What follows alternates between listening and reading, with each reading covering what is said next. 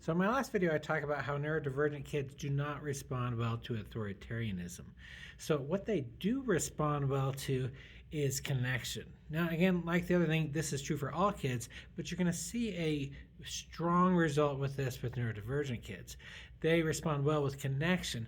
Now, I've talked with a lot of my students about what school has been like since they were kids, especially the ADHD kids and the autistic kids. And for the most part, they tell me that it has been horrible, okay?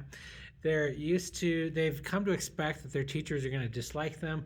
They've come to expect that they're going to have more trouble with their peers and all that kind of stuff. So when they get a teacher who genuinely likes them, they don't know what to do with that at first, okay? So they actually test it out a little bit to see if you actually genuinely like them or if you're using it as a manipulation technique. And what I mean by that is if you are showing that you like them to get them to change their behavior, okay?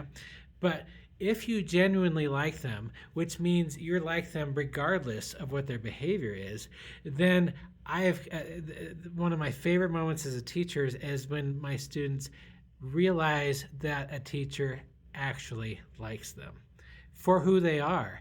And there's like something switches and they really, really respond to that. And oftentimes that creates a motivation to do well in a way that is very surprising, actually. Now, one thing that's important to realize with this is that it does not get rid of the ADHD or the autism, and that's not what we're trying to do here, because they're still going to have trouble with the things with executive functioning and forgetting things and doing things and socializing and all those kind of things, because that's part of ADHD and autism, and it's not a choice.